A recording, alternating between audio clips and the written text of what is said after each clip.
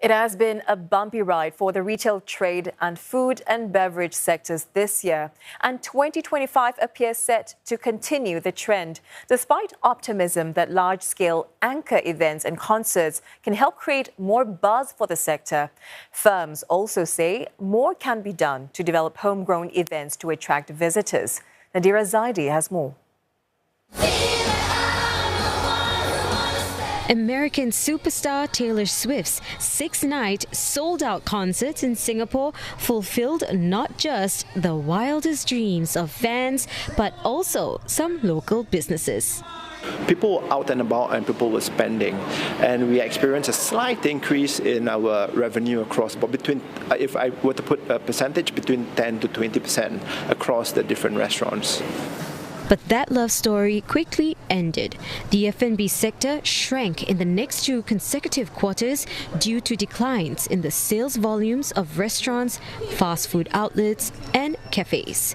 Amid rising costs and manpower constraints, the Black Hole Group was forced to close 2 outlets. We consolidated and we studied the brands that were doing well and not so well. Even the ones that are not so well, we decided to put it on hold, end the chapter, and redeploy our resources to where we felt would bring us more returns. For next year, the Trade and Industry Ministry expects the retail and F&B industries to continue declining, with more Singaporeans travelling overseas. Instead, growth is expected to come from manufacturing and trade-related services sectors. Some of the sectors that could continue to see positive performance will be the modern services sectors.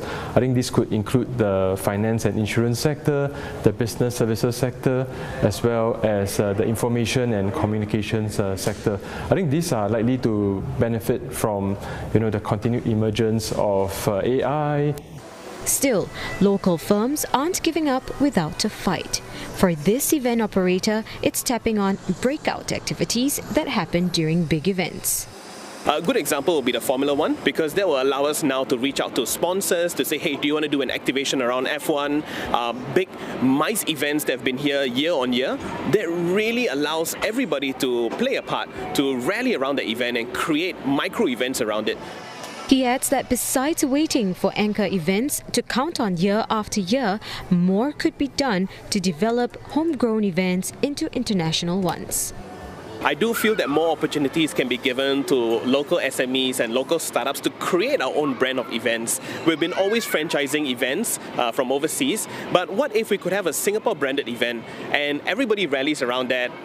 With Singapore's economy expected to soften slightly in 2025, these efforts could just be what's needed to jolt international visitor arrivals and tourism spending.